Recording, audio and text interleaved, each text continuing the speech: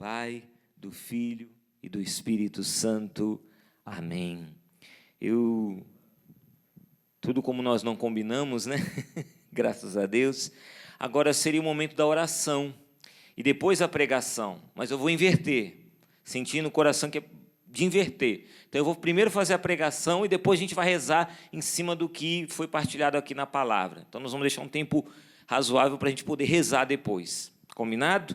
Então, veja, o tema dessa pregação é a ressurreição de Lázaro, fases do luto. E quando o pessoal que organizou esse acampamento, né, cura dos traumas da morte, me passou esse tema, a princípio eu não entendi muito bem, né? Eu falei, mas o que quer dizer aqui, a ressurreição de Lázaro, fases do luto? Mas depois eu fui mergulhando sobre esse tema, e mais do que a gente ficar procurando, na passagem da ressurreição de Lázaro, pinceladas das chamadas fases do luto, é exatamente o movimento contrário. É encararmos cada fase do luto a partir daquilo que nos traz a palavra de Deus em João 11, que é exatamente a passagem da ressurreição de Lázaro.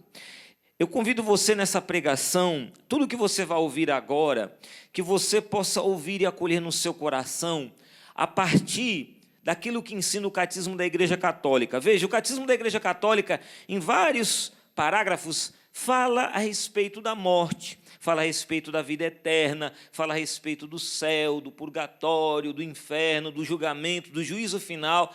Vai falar sobre tudo isso. E a partir do número 1005 do Catecismo da Igreja Católica, 1005, ele vai falar a respeito do morrer em Cristo Jesus.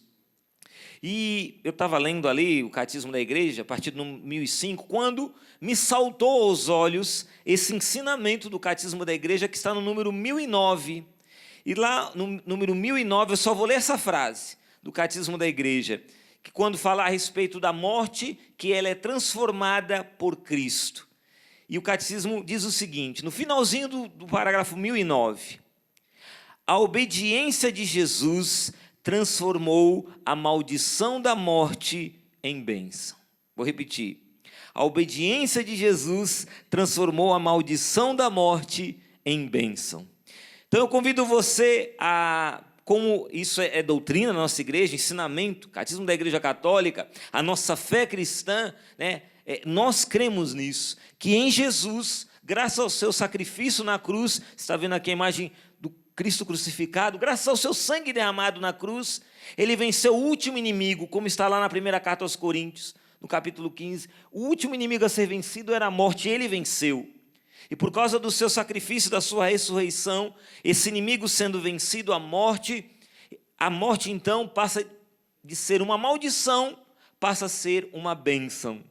Porque ela se torna uma passagem, uma Páscoa, desta vida terrena para a vida eterna. Então, tudo que você vai ouvir, escute com este filtro, de que é uma bênção, a passagem daqui para lá, para a vida eterna, através da morte, é uma bênção para nós, por causa que nós vivemos na fé cristã.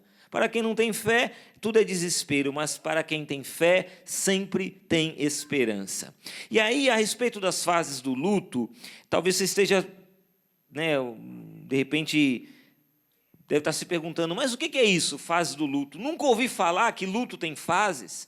E de repente você que está sofrendo, porque perdeu um ente querido, nesse tempo de pandemia, perdeu de repente um ente querido para a Covid-19, recentemente, está sofrendo nesse luto, nesse processo que faz parte da vida humana, o processo do luto. E de repente você nunca ouviu falar que o luto tem fases. De repente você nunca ouviu falar que existem essas etapas. Mas, então eu vou rapidamente dar uma pincelada sobre essas fases do luto, que são 5. Tá? Eu não sou psicólogo, não sou psiquiatra, então eu vou só dar uma pincelada. Tem gente que tem muito mais gabarito, muito mais recurso, muito mais conhecimento para se debruçar sobre as fases do luto. Mas eu vou trazer aqui, rapidamente, o básico do básico do básico da fase do luto. Tá?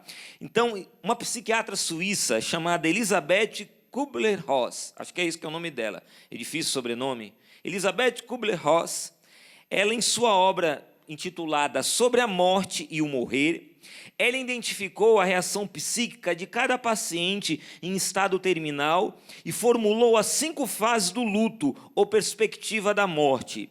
Essas 5 fases são: a primeira fase, negação; a segunda, raiva; a terceira, negociação, ou também chamada de barganha, né? A fase da barganha. A quarta fase, a fase da depressão.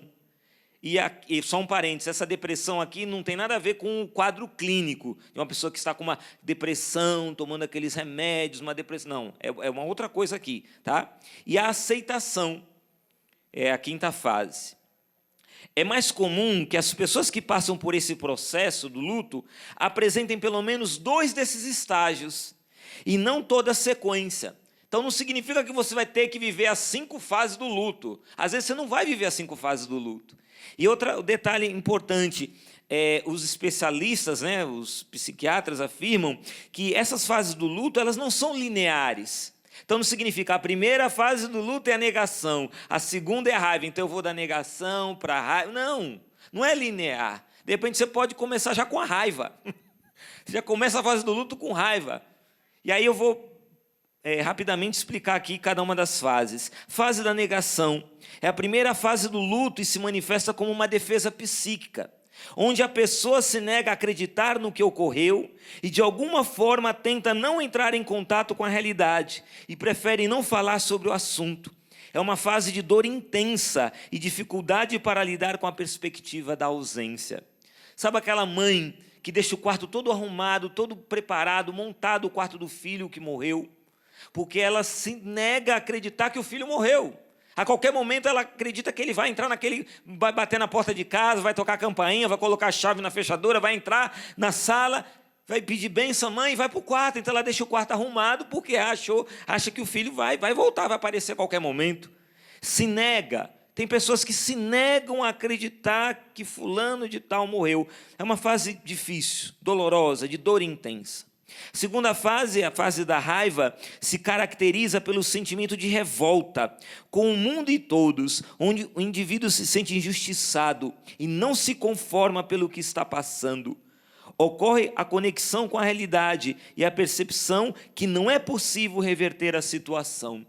Eu, quando perdi minha mãe no ano de 2006, eu vivi muito essa fase da raiva.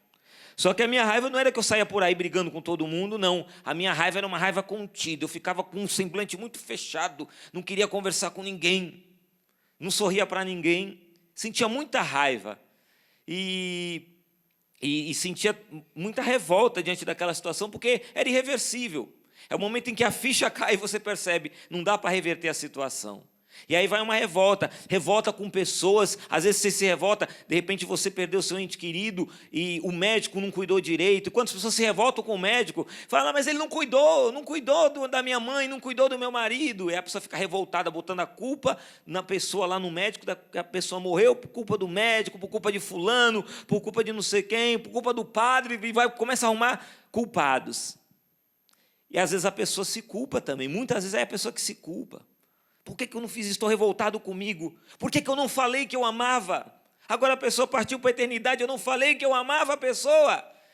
Eu me odeio por causa disso. Aí vem aquele remorso. E como é terrível um coração apertado, né, dilacerado pelo remorso. E muitas vezes as pessoas ficam revoltadas com Deus. Mas por quê? Meu filho era tão jovem, ele tinha uma vida inteira pela frente. Estava estudando, fazendo faculdade, por que o Senhor permitiu que ele pegasse a moto naquele dia e saísse no meio da chuva? Por que o Senhor permitiu? Por que o Senhor permitiu que ele encontrasse aquele caminhão, morresse daquele jeito embaixo de um caminhão? E aquele pai fica revoltado com Deus, porque o filho morreu, o filho tinha um futuro brilhante pela frente. É doloroso. É a segunda fase, a fase da revolta. Não é fácil, minha gente. O que eu estou falando aqui para vocês são coisas que eu vivi, né, com o falecimento da minha mãe em 2006. E tudo que eu estou falando aqui, eu convido você. Toca naquele filtro do catecismo da igreja. Em Jesus, a morte passou a ser uma bênção, de maldição passou a ser uma bênção. Terceira fase, negociação ou barganha. Na terceira fase, a pessoa negocia consigo mesma. É uma tentativa de aliviar a dor e ponderar possíveis soluções para sair daquela circunstância.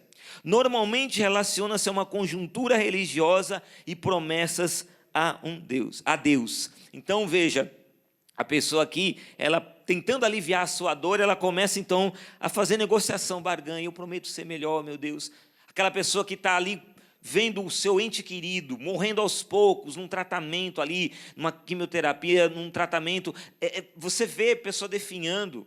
Lembro da minha sogra cuidando do meu sogro com câncer nos rins, na coluna. Meu sogro foi definhando e a minha sogra cuidando dele. A minha sogra também foi emagrecendo, foi definhando, cuidando do meu sogro, até o meu sogro falecer. Então, é muito doloroso quando você vê aquela pessoa morrendo aos poucos, né? Ela vai definhando aos poucos. Não tem hoje como a gente definir o que é mais fácil, é a pessoa morrer devagarinho ou morrer de uma vez. Não tem. A morte é dolorosa de qualquer jeito, seja brusca ou seja lenta. Mas numa morte lenta, gradual, que a pessoa vai morrendo aos poucos, muitas vezes, aí a gente faz, né? A barganha com Deus. Não deixa, meu Deus, não deixa a pessoa morrer. Se o Senhor poupar a vida da pessoa, eu prometo que eu largo o cigarro, largo a cachaça, largo a farra, eu largo essa vida errada. E a gente começa a barganhar. Tem pessoas que fazem essa barganha com Deus. Já estão vivendo. E veja, quando essa psiquiatra Elizabeth, né, a psiquiatra suíça, trouxe isso. Quando a gente fala de fases do luto, interessante porque os especialistas afirmam que não é apenas quando você perdeu um ente querido, mas é também quando você vive uma situação dolorosíssima. Fala até da perda de um relacionamento, de um casamento, quando termina, uma situação muito traumática, dolorosa, uma situação, por exemplo, de um ente querido que está ali doente, que você vê morrendo aos poucos e vê aquela situação como que irreversível. Então, esses grandes sofrimentos, os especialistas afirmam que acontece, a gente começa a viver isso também, essas fases do luto. A quarta fase, que eu acredito que muitos que estão acompanhando agora esse momento, essa pregação, estejam vivendo essa fase, que é a quarta fase, que é a fase da depressão. Ela ocorre a reclusão da pessoa para o seu mundo interno, onde ela passa a se isolar. Ela se isola e a se considerar impotente frente ao ocorrido. Geralmente a fase mais duradoura do processo do luto, caracterizada por um sofrimento intenso. E aí os especialistas, né, os psicólogos, os psiquiatras afirmam que nessa fase, a fase da depressão, em que a pessoa se isola, a situação é irreversível, a pessoa morreu e não volta, e já está lá o quarto vazio, a casa vazia, e a pessoa ela se fecha nela mesma, né? Se fecha ali. É quase uma tartaruga, sabe quando a tartaruga entra dentro da casinha ali dela, né? E se esconde ali, se tranca, se fecha, não quer conversar com ninguém, não quer sair de casa, não vai mais para shopping, não vai mais para lugar nenhum. Fica ali trancada dentro de casa. E os especialistas afirmam que nessa fase é muito importante a presença da família, dando apoio, dando amor, falando palavras de amor, dando muito carinho para essa pessoa, porque é uma fase duradoura e de sofrimento intenso. E a quinta fase é a fase da aceitação, que é a última fase do luto, onde o indivíduo não se sente mais desesperado. Que coisa boa, né? O desespero já não tem mais a última palavra e já consegue enxergar a realidade como ela é. Ocorre assim a assimilação e a aceitação por completo da perda ou morte de forma consciente. A ficha caiu e a pessoa ela aceita essa realidade, ela passa, né, a lidar com essa realidade, ela assimila essa realidade e ela toca a vida, segue adiante. Lógico, com muita saudade. Vem lágrimas no aniversário da pessoa, né, que partiu para a eternidade, em datas especiais em que você se lembra da pessoa, a lágrima, e pode chorar, não tem problema não, pode chorar, ninguém, essas coisas que as pessoas dizem assim, não chora não, seja forte, né, não chora não. Eu lembro que quando minha mãe faleceu, eu estava ali diante do túmulo da minha mãe, todo mundo batia nas minhas costas e dizia, seja forte, viu? Seja forte, seja forte, seja forte por causa do seu pai, dos seus irmãos, seja forte. Aí eu perguntava, e quem que vai ser forte por mim? Eu tenho que ser forte para todo mundo, e por mim, quem que vai ser forte? Então eu estou ali sofrendo, e eu digo para você, eu não fui forte não, pelo contrário, eu chorei tudo que eu precisava chorar, vivendo o processo de luto da minha mãe. Tem que chorar, derramar até a última lágrima, porque vai chegar essa última lágrima, e quando chegar a última lágrima, pronto. Agora respira fundo e vida segue. A vida que segue. Mas você está vivendo o processo do luto? Pode chorar.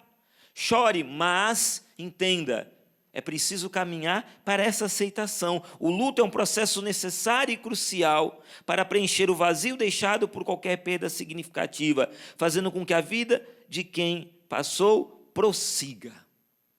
Então, a gente passa pelo processo do luto. Quando o luto se torna algo crônico, a pessoa estaciona nesse luto e ela vive o resto da vida no luto eterno, no luto constante. Mas não, é preciso passar por esse estágio natural da nossa vida.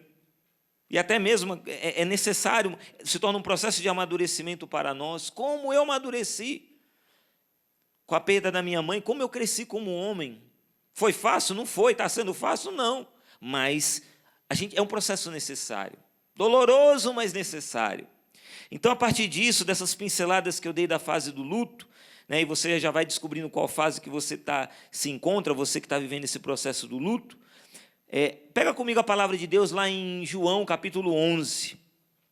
No Evangelho segundo João, capítulo 11, vai falar a respeito daquele milagre que é um dos milagres mais importantes, mais relevantes do ministério de Jesus. Narrado aqui no Evangelho segundo São João, que é exatamente a ressurreição de Lázaro. Veja, algumas coisas interessantes, né? Eu não vou ler, logicamente, todo o capítulo, mas aqui as irmãs de Lázaro, Marta e Maria, elas mandam uma notícia para nosso Senhor, dizendo, né? Senhor, aquele a quem amas está enfermo, está doente. E Jesus, ele não atende de imediato. Ele ouve aquilo que Lázaro está doente. Veja, Lázaro é amigo de nosso Senhor, Marta e Maria também, é a casa, né? Betânia é a casa dos amigos de Jesus, mas ele não vai. Ele continua ali, né? E aí, passado 4 dias, no 4º dia, ele resolve ir. Interessante porque o Evangelho começa com esse diálogo dos discípulos, né, com nosso Senhor, e porque nosso Senhor fala, Lázaro adormeceu, mas eu vou acordá-lo. No versículo 11. Nosso amigo Lázaro adormeceu, mas eu vou acordá-lo. Os discípulos disseram, Senhor, se dorme vai ficar curado. Né? Tem pessoas que quando estão nessa fase da negação, acham que a pessoa está dormindo. Né? Fulano de tal dormiu. Não morreu não, ele só dormiu. Né? Vai negando, nega a realidade. Esses discípulos aqui estavam vivendo isso, estavam negando a realidade. E Jesus então dá um choque de realidade neles. Lázaro morreu. Lázaro morreu. E por causa de vós, a fim de que creais, eu me alegro por não ter estado lá, mas vamos até ele. E Jesus vai. E aí um primeiro detalhe interessante dessa passagem é que São João escreve aqui no versículo 17, dizendo, quando Jesus chegou a Betânia, encontrou Lázaro sepultado há 4 dias. Esse detalhe de 4 dias é muito importante. Por quê? Existia uma crença entre os judeus, na época, de que na crença deles, na crença dos judeus, de que a pessoa quando morria, o espírito dela saía do corpo, mas ficava vagando ao redor dela durante 3 dias. Então na crença deles é assim, 3 dias ficava vagando, depois no 4º dia já ia embora, na crença deles, na crença do judaica daquela época. E no 4º dia então era o dia começava esse processo de decomposição do corpo, decomposição do cérebro. Então o judeu acreditava que no 4º dia, se a pessoa não ressuscitasse, era um quadro irreversível, não tinha mais jeito, morreu de morte morrida, né? Não tem mais jeito. Só que Jesus vai no 4º dia, ou seja, ele vai numa situação que aos olhos daquele povo era o impossível, era impossível. Ele vai para mostrar o poder de Deus. Veja, ele faz questão de ir no momento mais difícil, mais delicado. Ele podia ter ido de imediato. Quando estava doente, Lázaro estava doente, ele podia ir lá, impor as mãos sobre Lázaro, como fez com a sogra de Pedro, impor as mãos e curar Lázaro. Amém, aleluia, curou Lázaro. Mas ele não. Lázaro morreu, passou 3 dias, entrou no processo de decomposição. Todo mundo dizendo, Lázaro morreu, não tem mais jeito. Tanto que você vai ver na passagem mais para frente, a irmã de Lázaro, Maria, vai dizer, a Marta vai dizer para nosso Senhor, Senhor, vai abrir aqui o túmulo, mas já cheira mal, porque já estava entrando no processo de decomposição. Veja, um quadro, então, aos olhos humanos, irreversível. E aí eu começo já perguntando para você que hoje está sofrendo com a perda do seu ente querido, Você que está vivendo processo de luto, seja em qual fase que for, o que é o impossível seu, o que é o irreversível, o que hoje você jogou a toalha e disse não tem mais jeito. Não tem mais jeito, já fede, já cheira mal. Não tem mais jeito. É impossível para mim conseguir. Pode ser impossível para você, meu irmão e minha irmã, mas para o Senhor não é. E essa passagem tão bela da ressurreição de Lázaro mostra então Jesus indo lá, tocando no impossível aos olhos dos homens, tocando no impossível e mudando aquela situação que parecia ser irreversível. E aí ele se encontra com Marta. Fala aqui no versículo 17, João 11, 17. Quando Jesus chegou, encontrou Lázaro sepultado há 4 dias. Betânia ficava perto de Jerusalém, cerca de uns 15 estádios, ou seja, 3 quilômetros, bem perto. E muitos judeus tinham ido consolar Marta e Maria pela morte do irmão. Logo que Marta soube da chegada de Jesus, foi ao encontro dele, enquanto Maria ficou sentada em casa. Marta então disse a Jesus: Senhor, se tivesse estado aqui, meu irmão não teria morrido. Mesmo assim, eu sei que quanto pedires a Deus, Ele te concederá. E Jesus respondeu: teu irmão vai ressuscitar. Marta disse: eu sei que ele vai ressuscitar na ressurreição do último dia. Então Jesus declarou: eu sou a ressurreição e a vida. Quem crê em mim, ainda que tenha morrido, viverá. E todo aquele que vive e crê em mim jamais morrerá. Crês isto? Ela respondeu: sim, Senhor, eu creio firmemente que tu és o Cristo, o Filho de Deus, aquele que vem ao mundo. Interessante porque Santo Agostinho vai dizer que Marta, ao dizer isso, Senhor, se tivesse estado aqui, meu irmão não teria morrido. Mesmo assim, eu sei que quanto pedires a Deus, Ele te concederá. Ele diz que é uma declaração de confiança de Marta. Agora, vendo sob a ótica da fase do luto aqui, é interessante, porque aqui a gente pode ver, de certa forma, uma raiva. Se tivesse estado aqui, por que o senhor não estava aqui? Por que o senhor não estava aqui? Se tivesse estado aqui, não teria morrido. Podemos ver uma barganha, porque está dizendo aqui, mesmo assim, eu sei que quanto pedires a Deus, Ele te concederá. Pede a Deus, Jesus. Vamos lá, se o senhor pedir, ajuda aí, Senhor. Pede ao Pai. Então a gente vai vendo assim, elas estavam já vivendo esse processo do luto. E Jesus, então, Ele é muito enfático, Ele vai dizer para Marta, vai dizer para ela: eu sou a ressurreição e a vida. Quem crê em mim, ainda que tenhas morrido, viverá. E todo aquele que vive e crê em mim jamais morrerá. E aí vem a pergunta: Marta, crês isto? Hoje o Senhor, agora nesta manhã, a você que está sofrendo com a perda desse ente querido, você que está aprendendo a lidar com esse processo doloroso do luto, você que não queria, nenhum de nós queremos, mas você que recebeu aquela visita indesejada da morte, que bateu ali na porta da sua casa sem pedir licença e entrou, bateu para avisar, estou chegando, e levou um dos seus entes queridos. Você que está aprendendo a lidar com esse processo tão doloroso do luto, o Senhor está perguntando: você crê? Você crê que eu sou a ressurreição e a vida? Jesus, naquele momento de luto de Marta, Ele só pede uma coisa de Marta. O que Ele pede? Uma resposta de fé. É o mesmo que Ele pede a mim e a você. E quando eu perdi minha mãe em 2006, vivi todo o processo de luto, mas durante todo o processo de luto, o Senhor pedia de mim, Alexandre, uma resposta de fé. Alexandre, você crês isto? Porque é muito fácil a gente crer quando a gente está fora do sofrimento. Mas quando você está mergulhado no sofrimento, vivendo o processo, é nessa hora que o Senhor te pede uma resposta de fé e diz: crês isto? Ele está perguntando isso para uma mulher que está passando pelo processo do luto. E Ele está perguntando isso agora a você, meu irmão e minha irmã. Você mesmo que está aí sofrendo esse processo do luto, vivendo, Ele está perguntando: você crê que eu sou a ressurreição e a vida? Eu estou pedindo de você uma resposta de fé. Porque tem muitas pessoas que durante o luto dão respostas humanas. Tem gente que faz um verdadeiro show. Na hora do enterro descabela, grita. Aí tem que a gente acudir. Por quê, meu Deus? Quando estava vivo não dizia um bom dia, um boa tarde, um boa noite. Não dava um beijo, não pedia bênção, não fazia nada. Mas depois que morre, fala: meu Deus, por quê? E faz aquele show, aquele escândalo e tudo mais. Não é esse tipo de resposta que Deus está esperando. Deus está esperando de você, porque você é de Deus, porque você é cristão. Deus está esperando de você uma resposta condizente com a sua fé. Uma resposta cristã.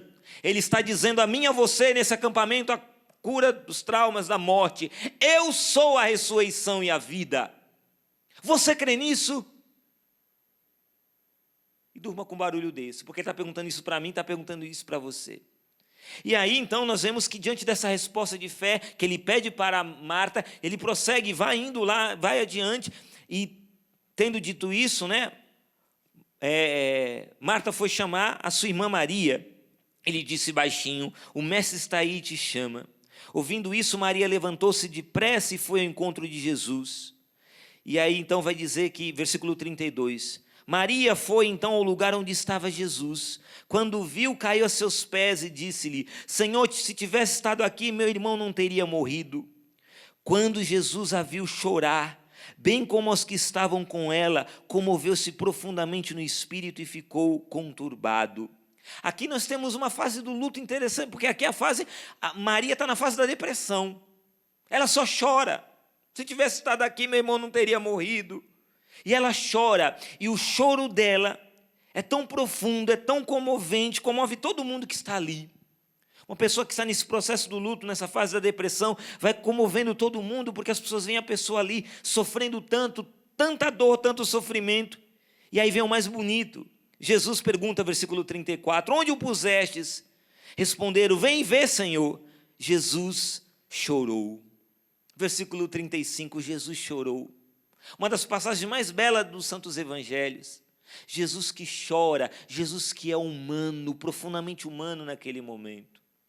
Nós temos que aprender de Jesus. Assim como ele pede para Marta uma resposta de fé no processo de luto, ele também pede através de Maria, através do que ele ensina aqui para Maria, do que ele vive com Maria, irmã de Lázaro, ele pede a mim e a você que sejamos mais humanos. Venhamos e convenhamos, muitas vezes nós, e aí a gente tem que corar de vergonha, nós católicos cristãos somos muito desumanos. Quando a gente vai para um velório, quando a gente vai ali numa missa de sétimo dia, a gente acaba sendo muito desumano. A gente quer bancar o tão forte, o tão cheio de unção, o tão cheio do Espírito Santo, o tão cheio de Deus que a gente se torna desumano, achando que a dor da pessoa é uma besteirinha. Não, não fica assim não. Como não ficar assim? Se for para falar besteira, não fala nada. Se for para falar o que não convém, fica quieto. Às vezes a gente fica procurando coisa para dizer na hora do velório ali. Não precisa dizer nada, só põe a mão no ombro. Eu estou aqui contigo, chorando com você. Imagina se nosso Senhor chegasse aqui para Maria e falasse, para de chorar, mulher. Que isso? Seja forte, seja firme, para de chorar. Ele não fez nada disso, ele chorou. Ele se comoveu. Veja que bonito a misericórdia de Jesus. Como ele é humano, como ele é sensível. E nós que somos seguidores, discípulos e discípulas de Jesus, temos que aprender isso com o Mestre. Parar de ficar querendo dar pregação para a pessoa que está ali, vivendo a dor da perda. Perdeu o marido, pessoa casada há 50 e tantos anos, perdeu o marido. Viveu uma história, viveu uma vida inteira com aquela pessoa. Aquela mulher perdeu o esposo, uma vida inteira com aquela pessoa. Aí chega lá a comadre, chega lá a pessoa, lá do grupo de oração da paróquia e fala assim, não, mas que isso? Para com isso, está te faltando fé. A gente ainda joga na pessoa, está te faltando fé. Não, gente. Temos misericórdia, deixa a pessoa chorar, deixa a pessoa viver o processo do luto. Ela vai assimilar e ela vai tocar a vida. Mas a gente tem que aprender a chorar com os que choram.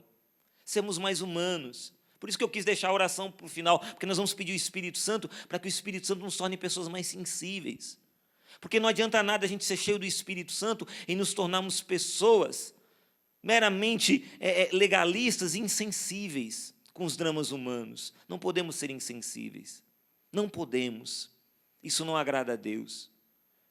Por mais que eu possa pregar e falar de Jesus, se eu me tornar um pregador insensível, eu não vou estar agradando a Deus. Então você que está chorando agora, meu irmão e minha irmã, com saudade, amanhã dia de finados, coração fica apertado, Jesus está chorando com você. Quando você for lá no cemitério, acender aquela vela, colocar aquela rosa, aquela flor ali, no sepulcro da pessoa amada, ali no túmulo da pessoa amada, você vai chorar, Jesus vai estar ali chorando com você. Ele vai estar. E como é bom quando a gente não chora sozinho. Como é bom quando a gente olha para o lado e vê alguém chorando conosco. Como é bom, a gente sente que não está sozinho, enfrentando aquilo sozinho. Não é verdade? Não vamos deixar mais ninguém sofrer sozinho. O Senhor coloca no meu coração agora que tem uma pessoa que está ouvindo essa pregação e que tem um ente querido seu aí da sua família, que está sofrendo muito com a perda de uma pessoa. E você, faz tempo que você não liga, que você não manda um zap, que você não manda um sinal de vida, não manda um conforto, um consolo para essa pessoa. Não seja insensível. Deus está falando com você, é com você mesmo isso. O Espírito Santo até mostrou quem é a pessoa para você agora, já mostrou. Então, no final dessa pregação, pega o telefone, liga, no intervalo aqui, liga para essa pessoa, fala que você está do lado dela, chora junto com ela, seja Cristo para essa pessoa, porque foi isso que Cristo fez com Maria, que estava ali sem força, só sabia chorar, vivendo ali nessa fase da depressão. E a gente vai então aprendendo isso, Jesus que chora conosco. Santo Agostinho, tem um ensinamento de Santo Agostinho, deixa eu pegar aqui, que ele fala o seguinte, e é muito interessante esse ensinamento de Santo Agostinho, quando ele fala a respeito desse choro de Jesus. E ele diz o seguinte, podemos contemplar, isso aqui é uma Bíblia que eu tenho de estudo, e eu vendo essas notas de rodapé, eu fui muito tocado por essa nota de rodapé e quero ler para você. Podemos contemplar a profundidade e a delicadeza dos sentimentos de Jesus. Se a morte corporal do amigo arranca lágrimas ao Senhor, que não fará a morte espiritual do pecador, causa da sua condenação eterna? Aí vai dizer Santo Agostinho, Cristo chorou, chore também um homem sobre si mesmo. Por que chorou Cristo, senão para ensinar o homem a chorar? E aí prossegue a nota. Choremos nós também, mas pelos nossos pecados, para que voltemos à vida da graça pela conversão e pelo arrependimento. Não desprezemos as lágrimas do Senhor que chora por nós, pecadores. E aí um santo da nossa igreja, São José Maria Escrivá, ele tem um dizer muito bonito a respeito disso. Ele vai dizer assim, Jesus é teu amigo, ó amigo, com coração de carne como o teu, com olhos de olhar amabilíssimo, que choraram por Lázaro, e tanto como a Lázaro, quer-te a ti. Veja, Jesus que chora por Lázaro, Jesus agora tem esse olhar de amor voltado para você também, nessa sua dor. Ele te olha com um olhar de misericórdia, com esse olhar, olhos de olhar amabilíssimo. Eu peço mesmo ao Espírito Santo que você seja atingido com esse olhar amabilíssimo do Senhor, que possa trazer cura e paz ao seu coração. Nosso pai fundador, Monsenhor Jonas Abib, nesse livro aqui maravilhoso, Agora Meus Olhos Te Viram, deixa eu mostrar aqui, você pode adquirir ligando no 0 operadora 12 31 86 2600 ou no loja.cançãonova.com. É um livro que fala a respeito da adoração, um livro maravilhoso. E nesse livro, na página 58, nosso pai fundador vai dizer a respeito, ele falando da adoração, mas ele fala algo muito interessante aqui. Eu vou ler para você.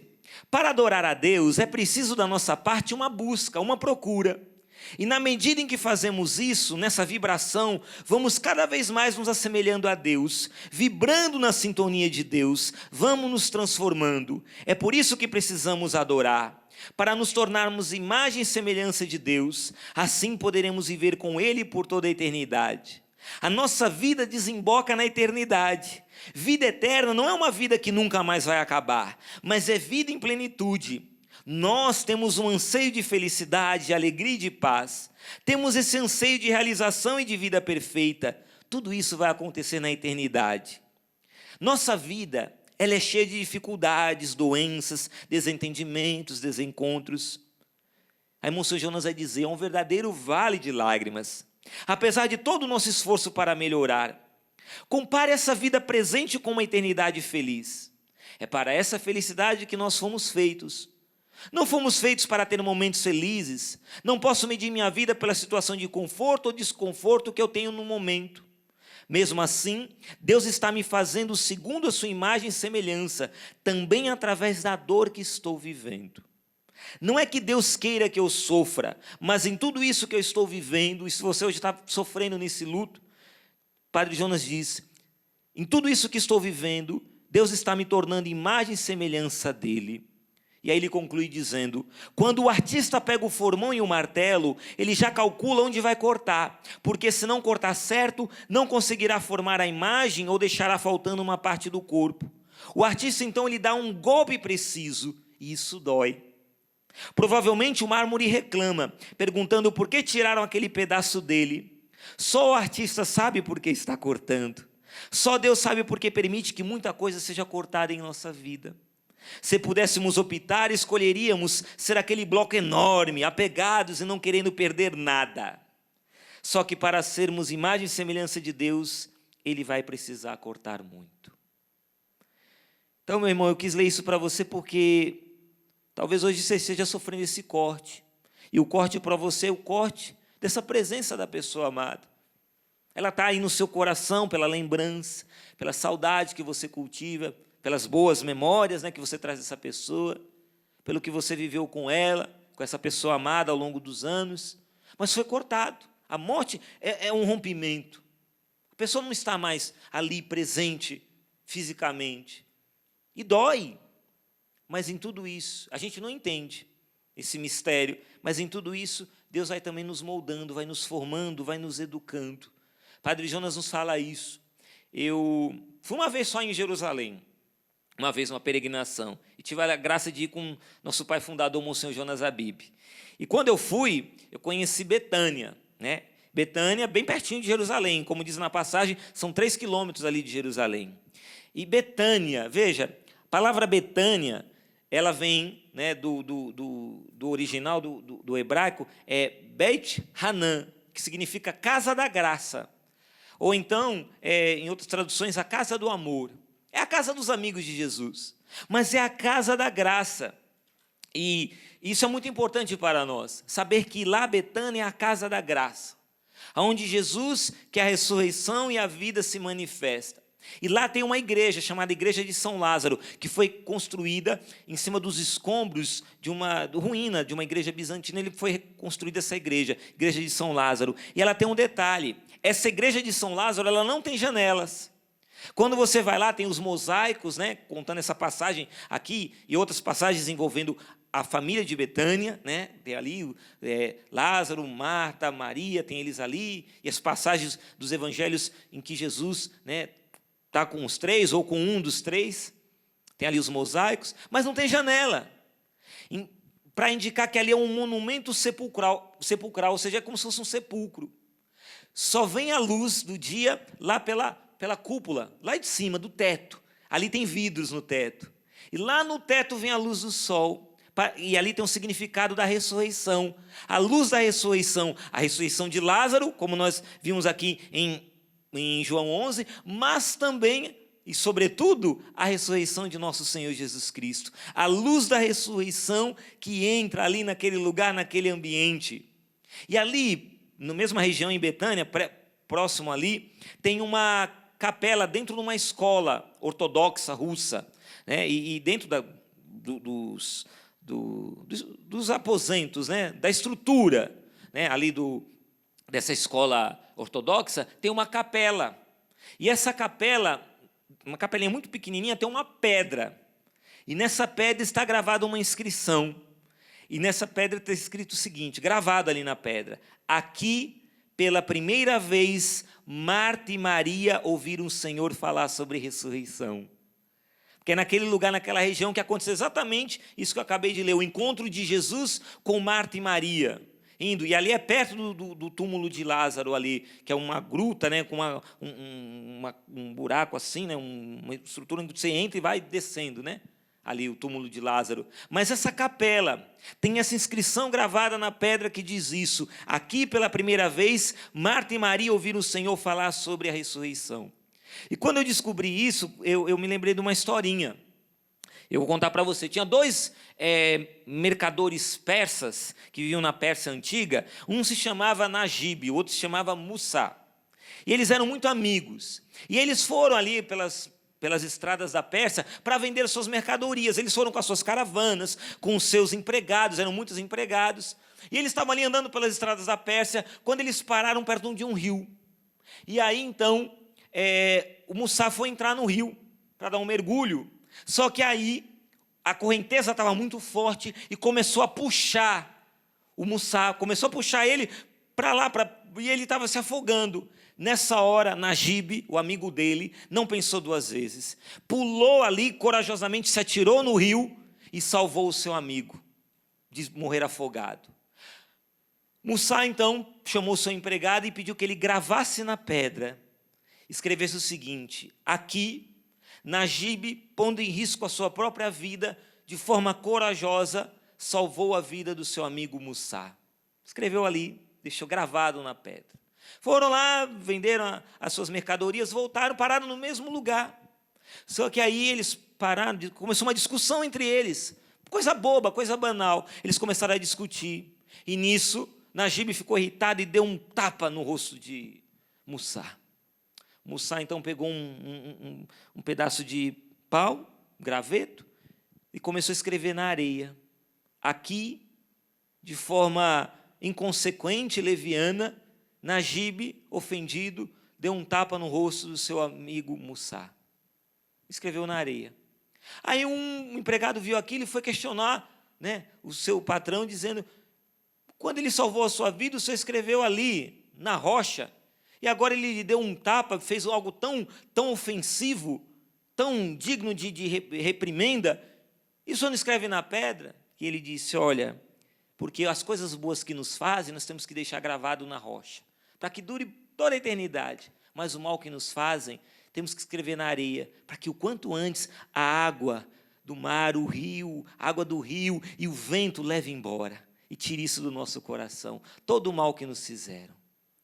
Quis contar essa história porque aqui está escrito na pedra, não está escrito na areia. Aqui pela primeira vez Marta e Maria ouviram o Senhor falar sobre ressurreição. Meu irmão e minha irmã, deixa que hoje a palavra de Deus escreva hoje na pedra, não seja na areia. Jesus está dizendo: eu sou a ressurreição e a vida. Se você fizer com que isso esteja escrito na areia, no momento do luto, no momento da perda do ente querido, no momento da dor, do sofrimento, você vai se esquecer, porque está escrito na areia. Mas pela minha fé cristã, pela minha fé, porque eu creio na vida eterna, hoje eu escrevo na pedra, na rocha, e aconteça o que acontecer, vai ficar inscrito aqui no meu coração, e nada e ninguém vai apagar isso de mim. Ele é a ressurreição e a vida, e eu creio nisso. E bonito porque no final da passagem de João 11, nós vemos então o nosso Senhor indo lá, né, comovido depois que ele chorou, e aí Marta vai dizer: Senhor, já cheira mal, é o quarto dia, vai abrir o túmulo. E Jesus respondeu: não te disse que se creres, verás a glória de Deus? Veja, verás a glória de Deus, escreva isso na pedra. E aí ele dá graças ao Pai: Pai, eu te dou graças porque me ouviste. E ele então vai dizer: Lázaro, vem para fora. Versículo 44, o que estivera morto saiu com as mãos e os pés atados com faixas e um pano em volta do rosto. Jesus então disse-lhe: desatai-o e deixai-o ir. Hoje é o que o Senhor está falando para mim e para você. Desatai-o e deixai-o ir. Hoje o Senhor quer fazer comigo e com você o mesmo que Ele fez com Lázaro. Talvez hoje, meu irmão e minha irmã, você esteja atado, preso, amarrado, por causa dessa dor, desse luto, dessas fases do luto, brigando com Deus, negando que a pessoa partiu para a eternidade, talvez na depressão, se isolando, fechado num quarto. Talvez tudo isso hoje para você é essa atadura, que te prende, que te amarra. O Senhor hoje está dizendo: desatai-o e deixai-o ir. Ele deu uma ordem aos seus santos nesse dia de todos os santos. Ele deu uma ordem aos seus anjos. Ele deu uma ordem à milícia celeste. Ele deu uma ordem ao céu: desatai-o, desataia, deixai-o ir, deixai-a ir. Esse deixar ir é o mesmo que dizer: a vida segue, prossiga, vai adiante, viva agora a fase do luto, viva a fase agora da aceitação, assimila isso e segue o barco. Cuida das pessoas que estão ao seu redor, ama as pessoas que ainda estão vivas e estão ao seu redor junto com você. Sim, honre a memória daquele que partiu, honre a memória, sinta saudade, pode chorar nas datas especiais, nas datas importantes, honre a memória dessa pessoa, mas não negligencie aqueles que estão vivos com você na sua vida. Cuide, ame, perdoe, faça o bem. Aqueles que estão vivos e que estão com você na vida, a vida segue. Deixa ir, desatado, vai, vai, vai. Como Lázaro, vai. Que hoje o Senhor tire de você toda e qualquer atadura que está te prendendo, porque pela graça de Deus, meu irmão e minha irmã, a gente consegue essa força para poder superar toda a dor da perda. Eu quero terminar para a gente poder rezar, porque eu disse que ia deixar um tempo para a gente poder rezar. Eu quero terminar lendo para você. Fiquei muito feliz esses dias, porque eu sou um profundo admirador daquele pregador da Casa Pontifícia, que é o Frei Raniero Cantalamessa. Gosto muito dos livros dele. E Frei Raniero Cantalamessa foi nomeado pelo Papa Francisco cardeal. Ele vai ser, se eu não me engano, acho que é 28 de novembro, se eu não me engano a data, ele vai ser nomeado cardeal. Eu fiquei muito feliz, por essa notícia. Eu tenho certeza que todos aqueles que admiram o ministério desse homem de Deus também ficaram muito felizes com essa notícia de Frei Raniero Cantalamessa ser nomeado cardeal da nossa igreja. Veja, ele vai poder estar lá, no conclave, quando passar, o Papa Francisco vier um outro Papa, ele vai poder escolher, vai poder ir lá. Veja só que graça, Os cardeais, cardeais são conselheiros do Santo Padre, ele vai estar lá juntinho. Que beleza, gente, fiquei muito feliz. E Frei Raniero Cantalamessa, ele escreveu um livro que fala a respeito disso, do luto, da morte. E nesse livro, eu tenho um trecho que me chamou muita atenção, em que Frei Raniero Cantalamessa ele fala de um fato de um homem que não acreditava em Deus. Veja só, ele conta aqui o fato de um homem que não acreditava em Deus, não acredita na ressurreição, não acredita na vida eterna, não acredita em céu, em purgatório, no juízo final, não acredita em nada disso. Não acredita em Deus. E ele conta isso no livro. E eu quero ler para você, para a gente já ir terminando, eu quero ler para você para a gente poder rezar. Diz assim, ele fala que o problema em nós, no meio nosso católico cristão, na nossa igreja, o problema não está no excesso de fé, por parte da igreja, muito pelo contrário. Certamente nós cristãos não pecamos por excesso de entusiasmo diante da perspectiva da vida eterna. Se pecamos, será por falta. Se pecamos, não é por entusiasmo. Quando a gente ouve falar da vida eterna, a gente fica tão entusiasmado, tão feliz, não. Mas ele fala, se pecamos é por falta. Porque quando a gente ouve falar da vida eterna, desculpa a expressão, parece que é algo que não fede nem cheira. E ele fala isso, aí ele escreve, um homem que se apresentava como não crente, confidenciava a um sacerdote amigo. Ele dizia a esse sacerdote, eu não frequento a igreja, mas de vez em quando acontece que por ocasião da morte de um conhecido, eu devo ir ao cemitério. Lá eu ouço sacerdotes e pastores, e eles dizem, este homem, esta mulher vai ressuscitar. Este homem, esta mulher irá ressuscitar. Eu não crente, aquele que não acredita em Deus, está falando isso. Eu olho as pessoas ao meu redor, nenhuma delas estremece, nem parece impressionada. Mas eu sei que são pessoas que acreditam. Eu, que não creio nessa loucura, penso comigo que se eu acreditasse, eu levaria um choque terrível. O senhor me entende, padre? Seria o caso de a gente gritar, saltar, rompendo com tudo quanto se fazia antes. Se eu acreditasse, eu daria vivas que iriam ecoar até os confins da terra. E, no entanto, tudo isso não significa nada para aquelas pessoas que creem, que ali estão impassíveis. Gente, quando eu li isso, eu confesso que eu corei de vergonha. Não sei se você está com vergonha também, eu corei de vergonha. E aí foi passando um filme pela minha cabeça. Tudo que eu vivi com o falecimento da minha mãe no ano de 2006.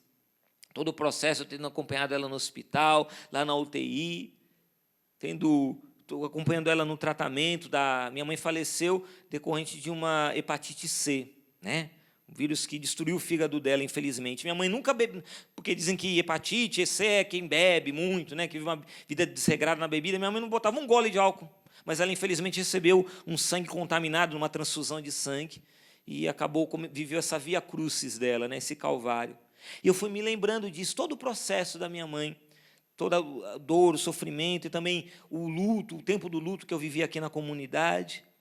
toda a graça que Deus me deu para poder aceitar e tocar a vida, seguir adiante.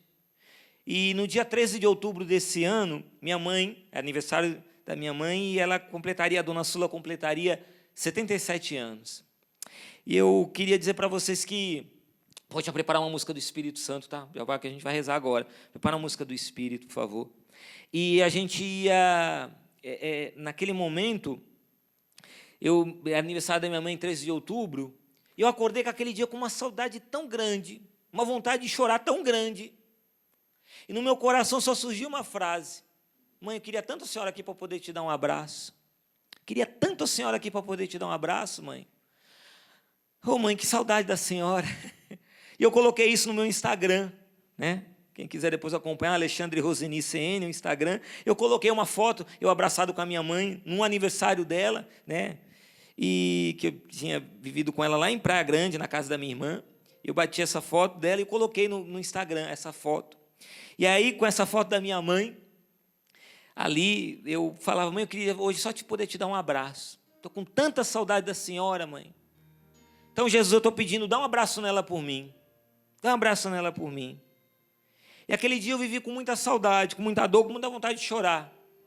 77 anos minha mãe ia fazer se ela estivesse aqui agora. Eu queria tanto poder dar um abraço nela, e ainda quero, né? Mas eu ouvi essas palavras desse não crente. Um cara, um sujeito que não acredita em Deus, que ouve da boca de padres e de pastores evangélicos dizendo: essa pessoa que morreu, ela vai ressuscitar.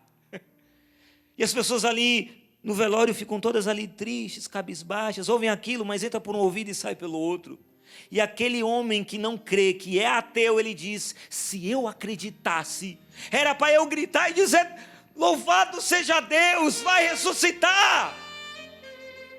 Louvado seja Deus. A dona Sula vai ressuscitar, minha mãe vai ressuscitar, aleluia. Essa pessoa agora, fala o nome dela.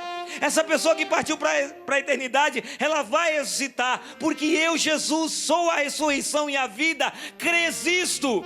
E eu te digo Marta, eu te digo Maria, eu te digo José, eu te digo Fernanda, eu te digo Paula, eu digo a você com o seu nome: se creres, verás a glória de Deus. Crês isto?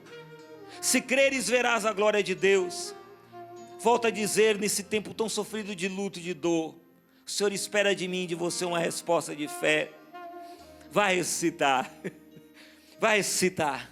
E quando eu partir para a eternidade, porque eu não vou viver para sempre também aqui na terra, né?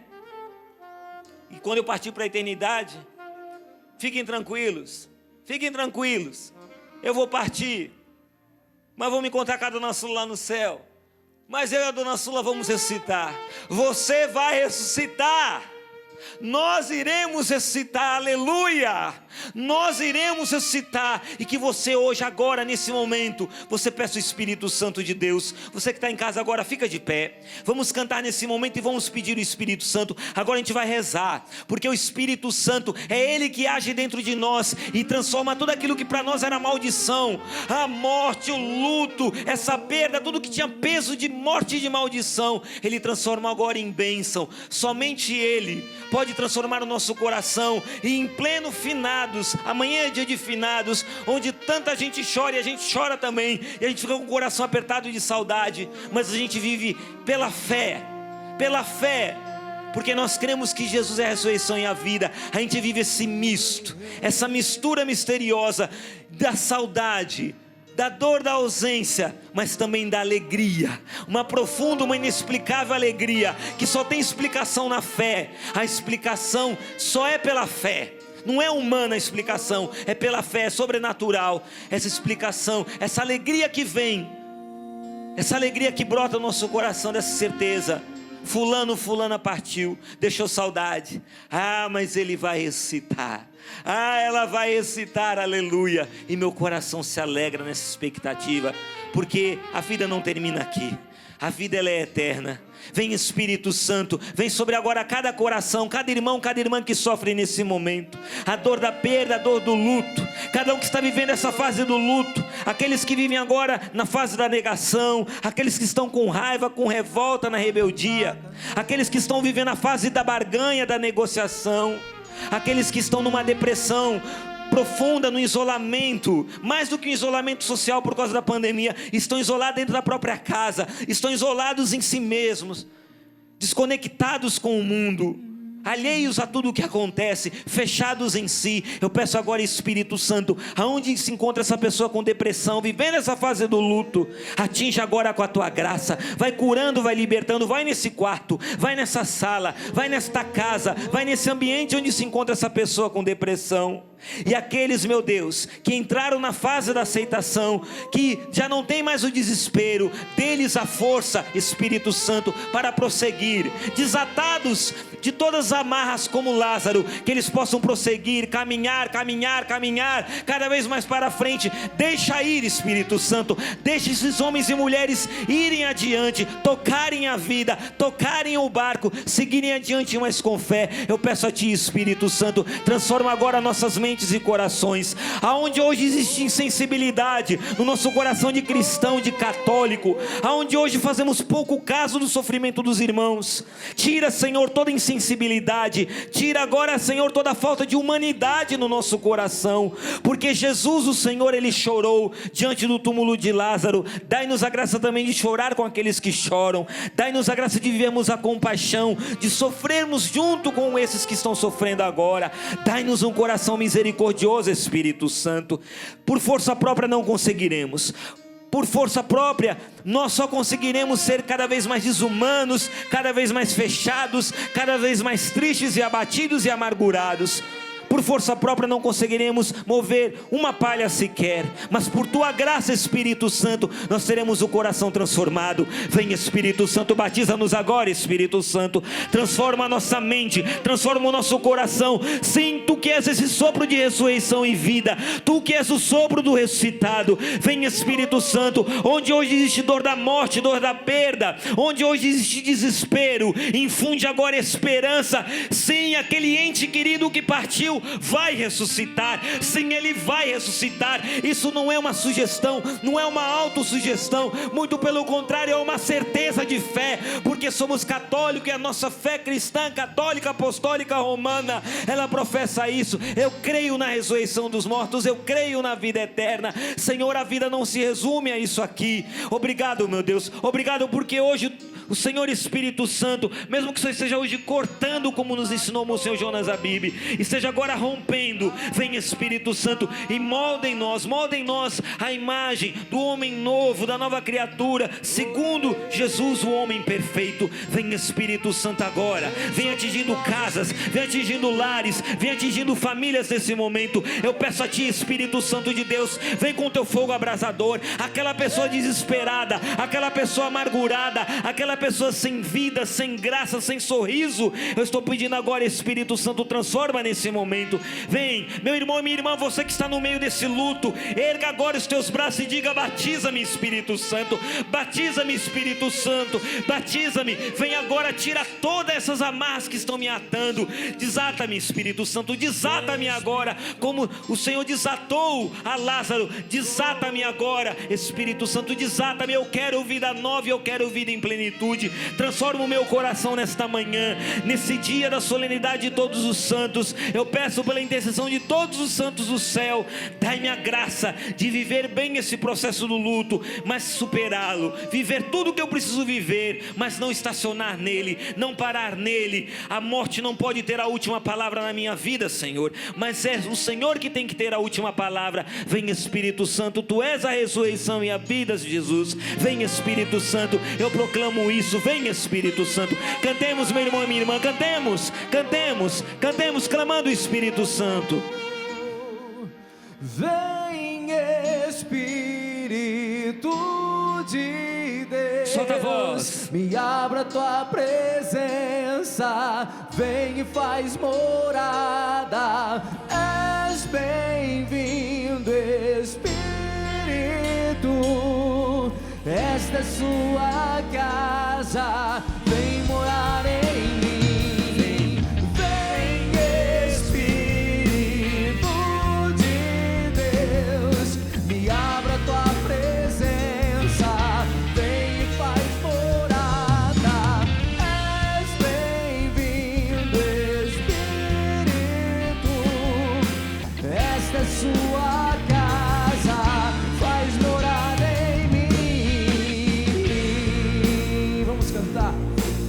trouxe essa canção, enquanto Alexandre ia rezando, a imagem que me vinha era de muitas grades caindo. Amém. Muitas Confio. grades caindo, pessoas presas ao luto. Pessoas presas ao luto já há muitos anos. Tem mais de 10 anos que o seu ente querido se foi. É o seu filho se chamava Rodrigo. O Rodrigo já se foi para a eternidade há mais de 10 anos. E você ainda vivia nesta grade do luto. Você está livre, Caminhe, mãe, vá. A saudade permanece, não tem importância. A lágrima virá, não tem importância. Mas a sua vida está no poder e na graça do Espírito Santo. Por isso, vem Espírito Santo, vem Espírito de Deus. És bem-vindo neste lugar, porque no lugar do luto, Alexandre, o Espírito Santo se instala. No lugar da dor, o Espírito Santo se instala. Amém. A lágrima que fica de saudade, não de dor, não de agonia, não de medo, mas no lugar do que é mal, o Espírito Santo se instala neste momento. Vem Espírito Santo, Espírito de Deus, és bem-vindo aqui. Espírito de Deus, és bem-vindo aqui neste lugar. Sua casa é meu coração. Vem me possuir, Espírito de Deus, és bem-vindo aqui. Diz pra ele: Espírito de Deus, és bem-vindo aqui neste lugar. Sua casa é meu coração. Vem me possuir, Espírito. No lugar do luto, faz morada, Espírito, faz morada em meu ser. Habita este lugar, faz morada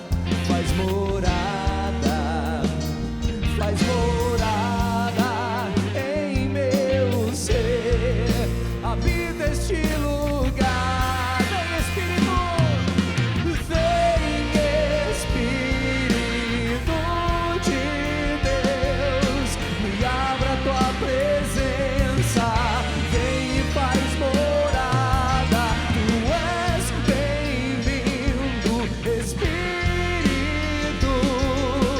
Esta é sua casa, faz morada em mim. Vem Espírito de Deus, me abra a tua presença. Vem e faz morada. Tu és bem-vindo, Espírito.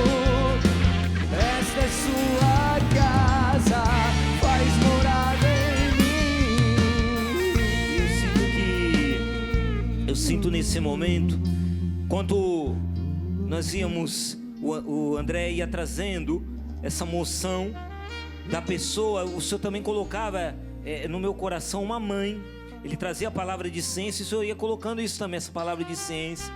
E o André trazia essa palavra de ciência de que muitas correntes estavam sendo rompidas, né? E muitas pessoas sendo libertas.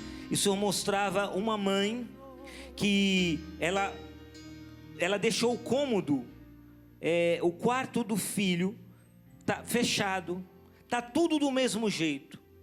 As fotos no mesmo lugar, a cama arrumada, as roupas no armário, tudo do mesmo jeito, e você tranca a porta do quarto. Mas você não entra. O quarto fica ali trancado. Quem limpa o quarto lá é a empregada, entra lá de vez em quando para dar uma limpada, mas você mesmo não entra. Fica ali guardado, o cômodo. Para você fazer isso até para respeitar a memória da pessoa, para guardar uma lembrança.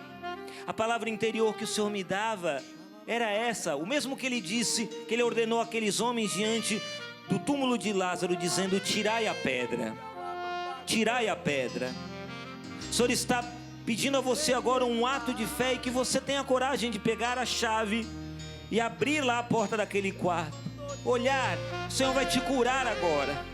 porque a sua vida tem que seguir adiante. Abre a porta desse quarto, não tenha medo. Abre a porta desse quarto, tira a pedra.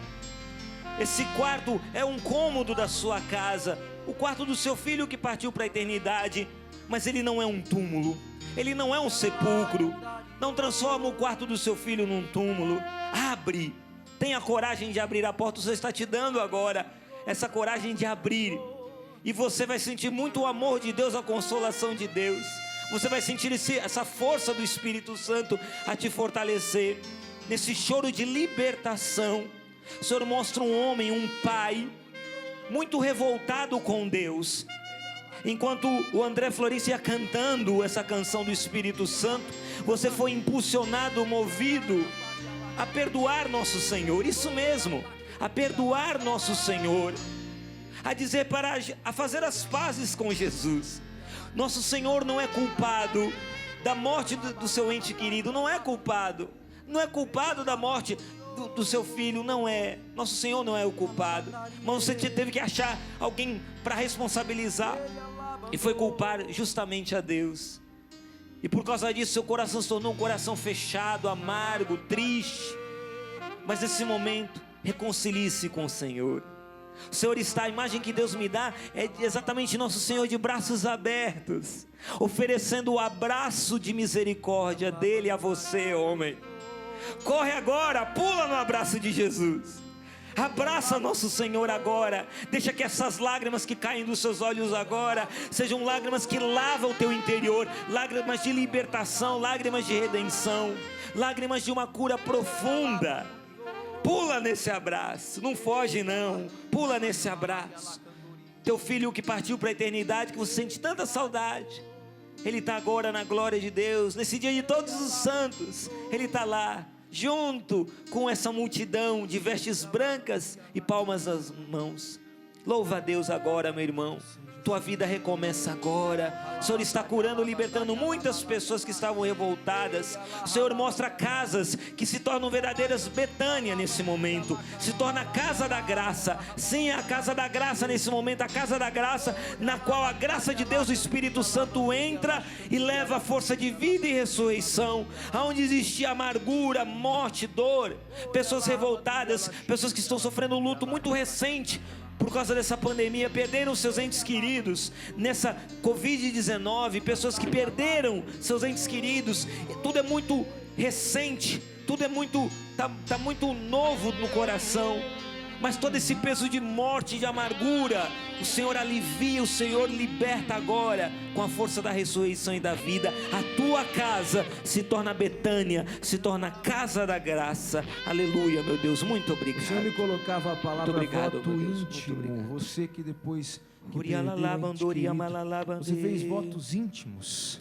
Sobretudo você que perdeu um bebezinho e você fez junto com o seu marido esse voto íntimo de não mais ter filhos. O Senhor quebra isso neste momento.